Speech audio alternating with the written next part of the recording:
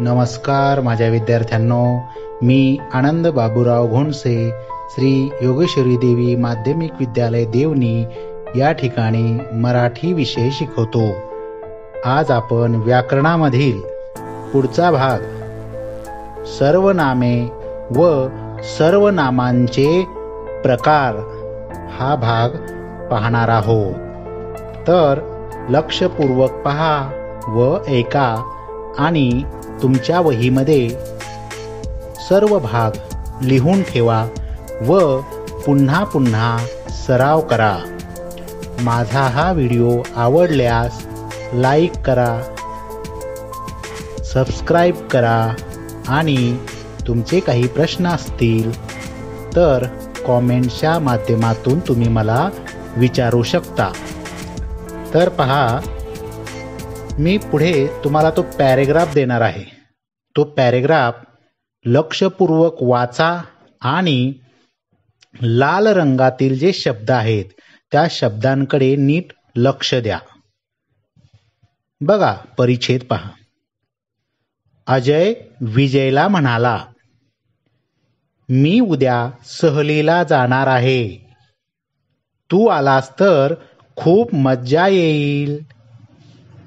मी शीतलला विचारले, ती येणार आहे. आपण अभयारण्यात जाऊ.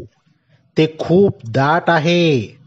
जो धैर्यवान असेल तो सहलीला येईल.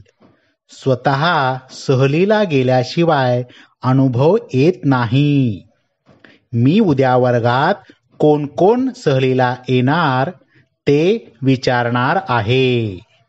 तुझ्याबरोबर कोणी येणार आहे का? आपण त्यालाही घेऊन जाऊ. परिच्छेद नीट लक्ष देऊन वाचला तुम्हीही? ठीक आहे. लाल शब्द जे आहेत त्या शब्दांकडे तुम्ही बारकाईनं पाहिलं असेलच. तर तुम्हाला काय वेगळंपण जाणवलं? तर मी हा शब्द अजय या नामाऐवजी आला आहे.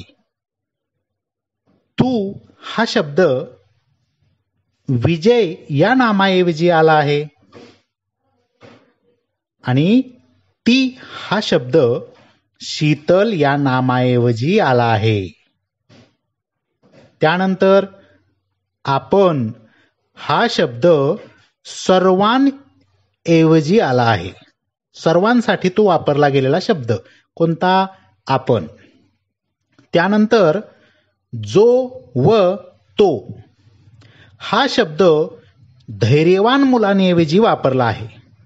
धैर्यवान मुलांच्या ऐवजी हा शब्द या परिच्छेदामध्ये आला आहे. त्यानंतर स्वतः हा शब्द आत्मवाचक नामाऐवजी आला आहे. आत्मवाचक म्हणजे स्वतःविषयीचं. कोण कोण हे शब्द अनिश्चित मुलांऐवजी आले आहेत. अनिश्चित म्हणजे निश्चित नसलेले. कोण कोण म्हणजे निश्चित नाहीत. कोणी हा शब्द प्रश्न विचारण्यासाठी आला आहे. कोणी म्हणजे कोणी येणार आहे, तुझ्याबरोबर कोणी येणार आहे का? या ठिकाणी कोणी हा शब्द कोणासाठी आहे, कोणत्या नामासाठी आहे ते नक्की सांगता येणार नाही. म्हणजे तो प्रश्न विचारल्यासारखं आहे. म्हणजे तुमच्या लक्षात आलं की नामाऐवजी जो शब्द वापरला जातो त्याला सर्वनाम म्हणतात. किंवा सर्वनामाची दुसरी व्याख्या कशी? नामाऐवजी जो विकारी शब्द येतो त्याला सर्वनाम असे म्हणतात. म्हणजे व्याख्या तुमच्या पक्की लक्षात बसली का? जे शब्द नामाऐवजी येतात त्या शब्दांना सर्वनामे असे म्हणतात. तर मग उदाहरणं कोणकोणती असतील सर्वनामाची? मी, तू, ती, आपण, ते, जो, तो, स्वतः, कोण, कोणी, त्याला ही सर्वनामे आहेत. म्हणजे नामाऐवजी आपण या शब्दांचा वापर करतो, म्हणून या शब्दांना सर्वनामे असं म्हणतात. तर हे झालं सर्वनामाविषयी. आता म्हणजे तुम्हाला सर्वनाम म्हणजे काय, सर्वनाम कसं ओळखायचं आणि सर्वनाम केव्हा वापरलं जातं किंवा सर्वनामा हा शब्द कसा आहे हे तुमच्या लक्षात आलं असेल.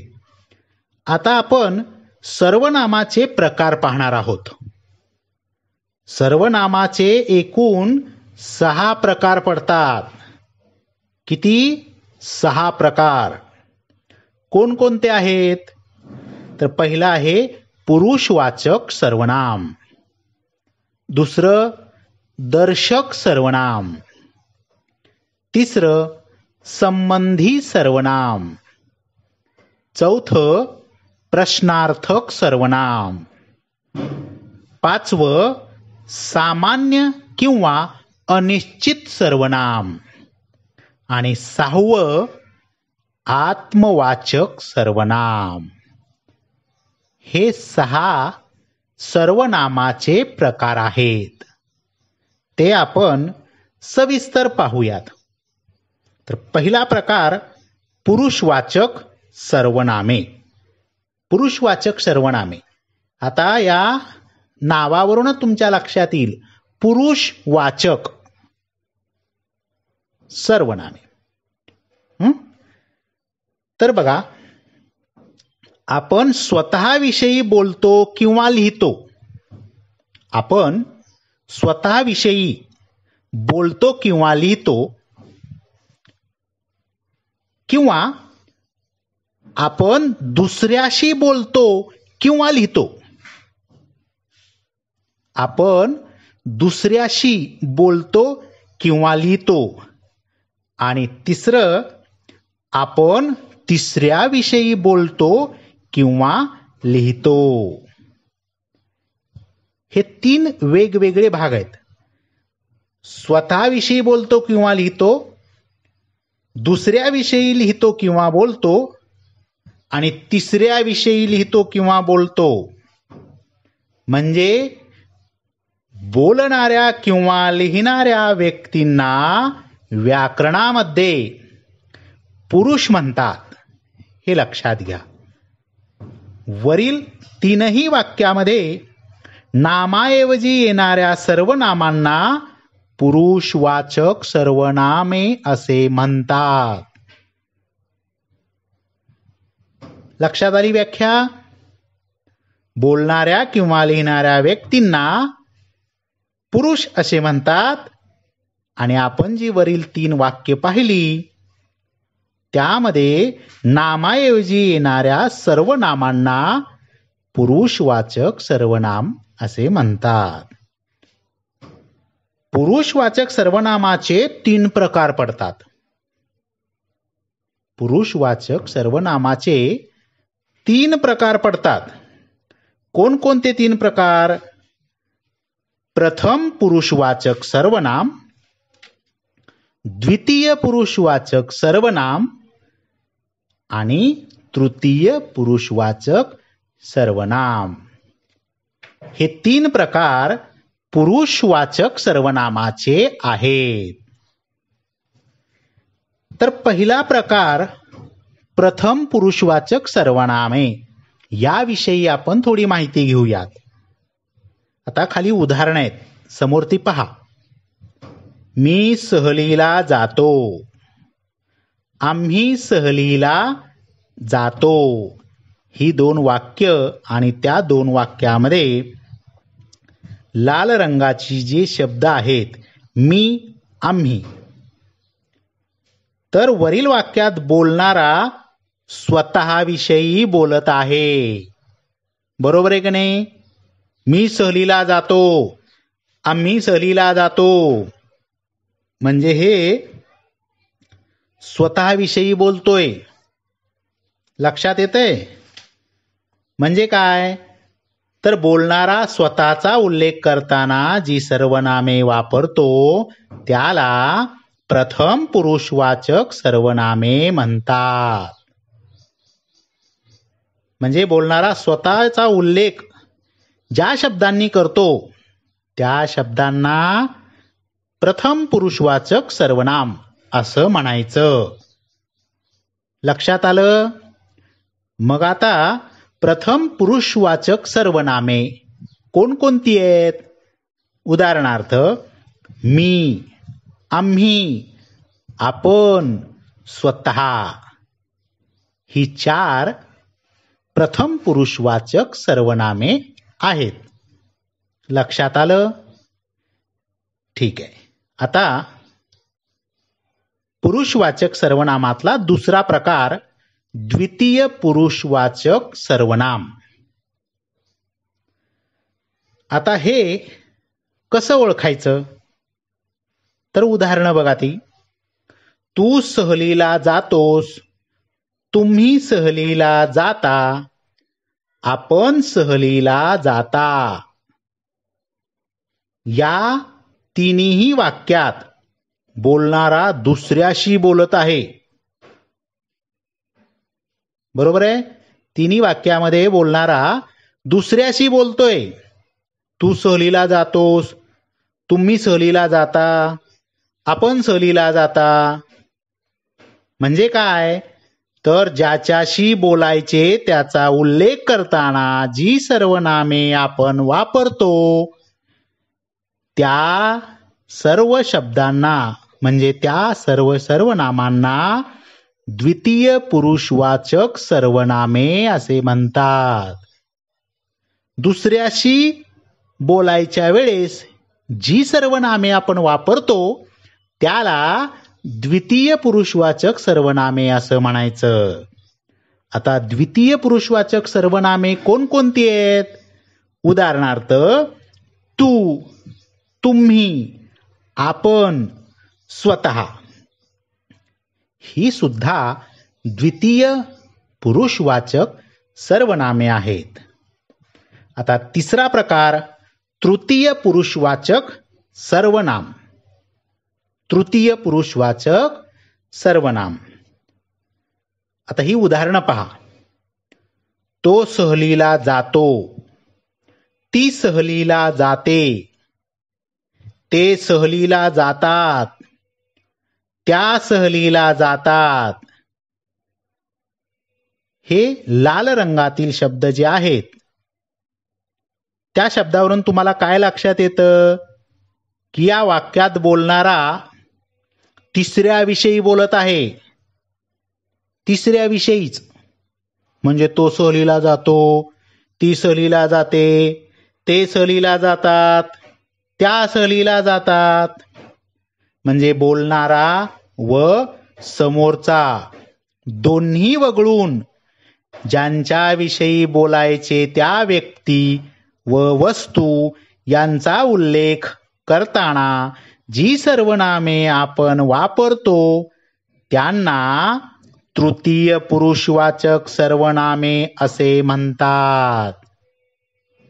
म्हणजे दोन व्यक्ती बोलत असताना तिसऱ्याच व्यक्तीविषयी जे आपण बोलतो मग ते बोलत असताना त्यांना जे आपण शब्द वापरतो म्हणजे जी सर्वनामे वापरतो त्यांना तृतीय पुरुषवाचक सर्वनामे असे म्हणतात. हे लक्षात आलं? पुरुषवाचक सर्वनामे आणि त्यातील 3 प्रकार प्रथम पुरुषवाचक सर्वनाम, द्वितीय पुरुषवाचक सर्वनाम आणि तृतीय पुरुषवाचक सर्वनाम. या पुरुषवाचक सर्वनामांचा तुम्ही सराव करा. इतर अनेक वाक्य तयार करा म्हणजे तुम्हाला चांगलं लक्षात राहील. आता सर्वनामातील दुसरा प्रकार दर्शक सर्वनाम. दर्शक सर्वनाम. आता ही उदाहरणं पहा. हा चेंडू आहे, तो कुत्रा आहे, ही वही आहे. ती खिडकी आहे. हे पुस्तक आहे. ते झाड आहे. आता ही वाक्य तुम्ही लक्ष देऊन पाहिली असतील आणि वाचलीही असतील, तर तुम्हाला या वाक्यावरून काय लक्षात येतं रे? हा, ही, हे या सर्वनामांनी जवळची वस्तू दाखवली असं वाटतं का नाही आपल्याला? हा चेंडू आहे, ही वही आहे, हे पुस्तक आहे. म्हणजे या सर्वनामांनी जवळची वस्तू आपल्याला दाखवली. दाखवली म्हणजे दर्शवली. दुसरा प्रकार दर्शक म्हणजे दाखवणे असाच अर्थ होतो याचा. तो, ती, ते या सर्वनामांनी दूरची वस्तू दाखवली. तो कुत्रा आहे, ती खिडकी आहे, ते झाड आहे. म्हणजे तो, ती, ते या सर्वनामांनी आपल्याला दूरची वस्तू दाखवली. म्हणजे आपल्या लक्षात आलं का?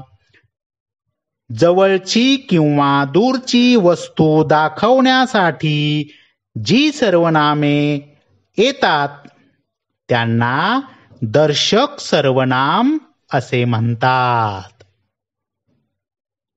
लक्षात आली व्याख्या? जवळची किंवा दूरची वस्तू दाखवण्यासाठी जी सर्वनामे आपण वापरतो त्या सर्वनामांना दर्शक सर्वनाम असे म्हणतात. मग ही दर्शक सर्वनामे कोणकोणती? उदाहरणार्थ हा, ही, हे, तो, ती, ते ही 6 दर्शक सर्वनामे आहेत.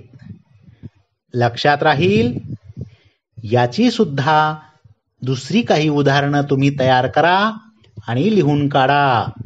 म्हणजे तुमच्या पक्क लक्षात राहील. सर्वनामातील तिसरा प्रकार संबंधी सर्वनाम.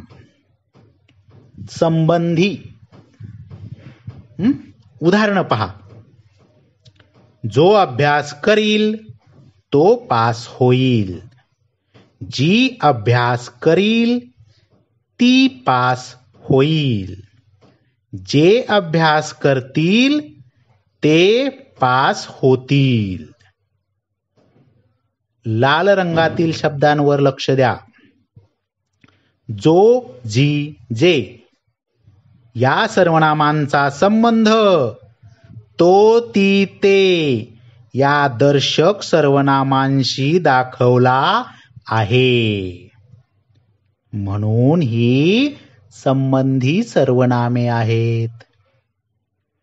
वाक्यात पुढे येणाऱ्या दर्शक सर्वनामांशी संबंध दाखवणाऱ्या सर्वनामांना संबंधी सर्वनाम असे म्हणतात. वरील वाक्यावरून तुमच्या लक्षात आलं का की जी दर्शक सर्वनामे आहेत, दर्शक सर्वनामे कोणती? तो, ती, ते. आणि या सर्वनामांशी संबंध दाखवणाऱ्या सर्वनामांना संबंधी सर्वनामे म्हणतात. मग त्यांचा संबंध दाखवणारे शब्द कोणते आहेत? जो, जी, जे आणि ज्या ही 4 संबंधी सर्वनामे आहेत. दर्शक सर्वनामांशी संबंध जोडणारे आहेत म्हणून याला संबंधी सर्वनाम असे म्हणतात. चौथा प्रकार प्रश्नार्थक सर्वनाम. या नावावरून तुमच्या लक्षात येईल प्रश्नार्थक सर्वनाम. उदाहरण बघा. सहलीला कोण जाणार आहे? तुला काय पाहिजे? कोणाला पुस्तक हवे? 3 वाक्य आणि लाल रंगातील शब्द. कोण, काय, कोणाला. या सर्वनामांचा उपयोग प्रश्न विचारण्यासाठी झाला आहे. कोण, काय, कोणाला असे शब्द जे आहेत की ज्या शब्दामधून प्रश्न निर्माण होतो अशा सर्वनामांना प्रश्नार्थक सर्वनाम असे म्हणतात. व्याख्या पुन्हा पहा. ज्या सर्वनामांचा उपयोग वाक्यात प्रश्न विचारण्यासाठी होतो त्यांना प्रश्नार्थक सर्वनाम असे म्हणतात. लक्षात आली व्याख्या? प्रश्नार्थक सर्वनामे कोणती आहेत? उदाहरण पहा. कोण, काय, कोणाला, कोणास, कोणी, कोणत्या, कोणाच्या.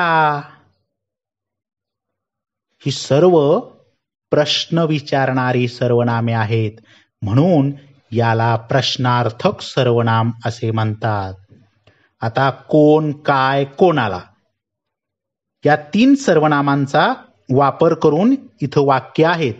तर इतर जी सर्वनामे आहेत प्रश्नार्थक सर्वनामे, कोणाला, कोणास, कोणी, कोणत्या, कोणाच्या, ही प्रश्नार्थक सर्वनामे वापरून तुम्ही याची वाक्य तयार करा आणि कॉमेंट्स बॉक्समध्ये मला लिहून पाठवा किंवा तुमच्या गृहपाठवहीत तुम्ही लिहून ठेवा.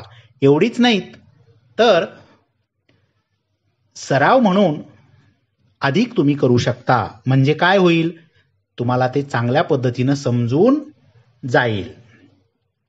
आता 5वा प्रकार, सामान्य किंवा अनिश्चित सर्वनाम. 5वा प्रकार सर्वनामामधला सामान्य किंवा अनिश्चित सर्वनाम. आता ही उदाहरणं पहा. कोणी कोणास हसू नये. या पिशवीत काय आहे ते सांग. आता लाल रंगाची शब्द कोणी, कोणास. दुसऱ्या वाक्यात काय. ही सर्वनामे प्रश्न विचारण्यासाठी आलेली नाहीत.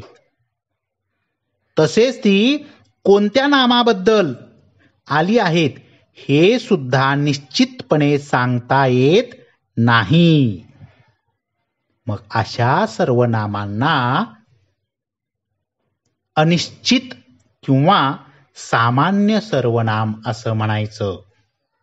आता तुम्ही म्हणताल कोणी, कोणास, काय हे तर प्रश्नार्थक मध्ये सुद्धा आहेत,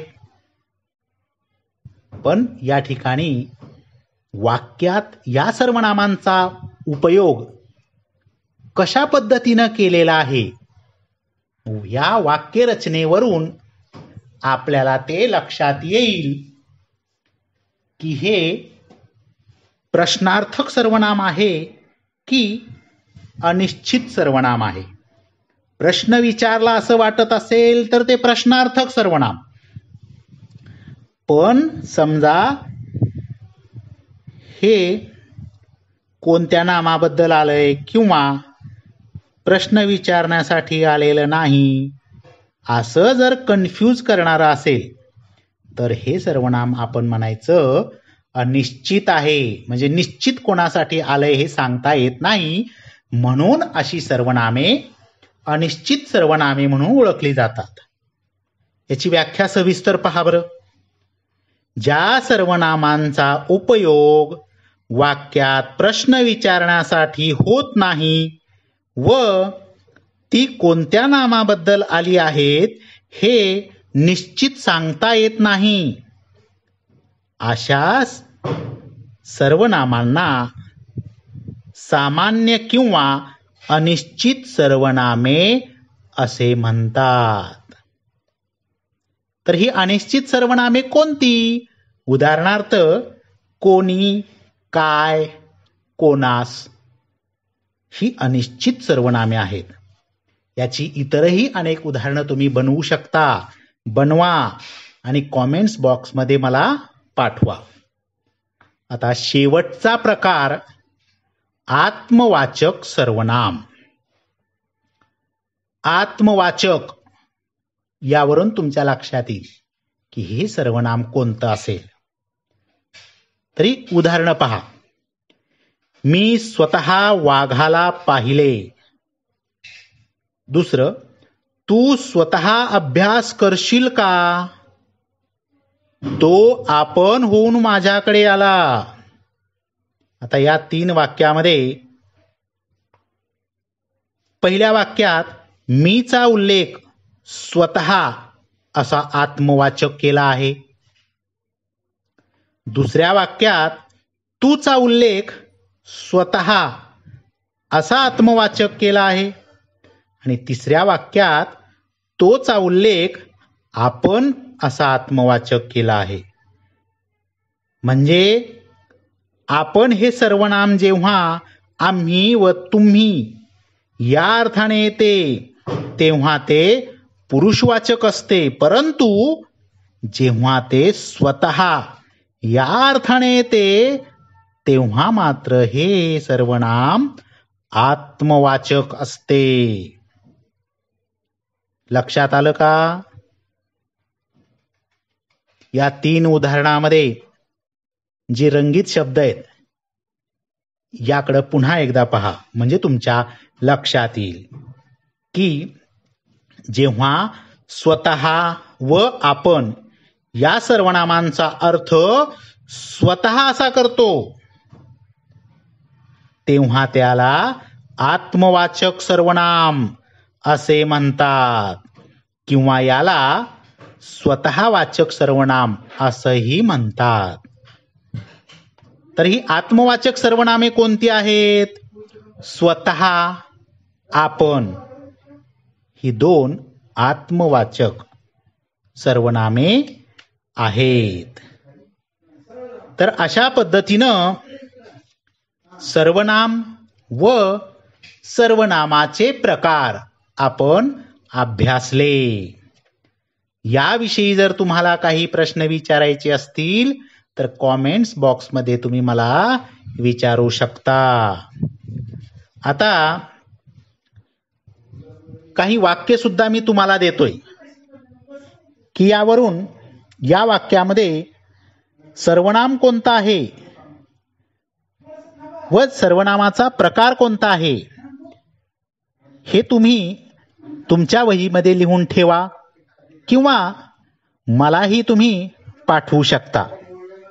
तर पहिलं वाक्य आहे, प्रेक्षकांपैकी जे घाबरले ते पळू लागले.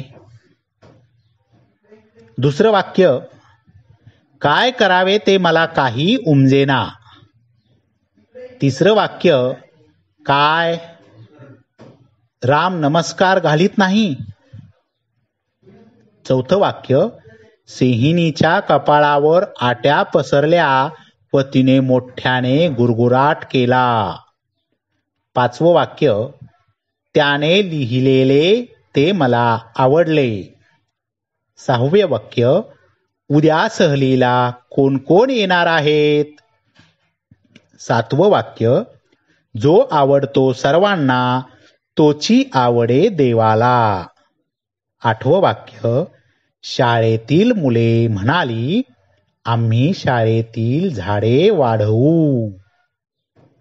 आणि 9वं वाक्य, राजू म्हणाला हीच अंगठी मी शोधून काढली होती जी काकूला हवी होती.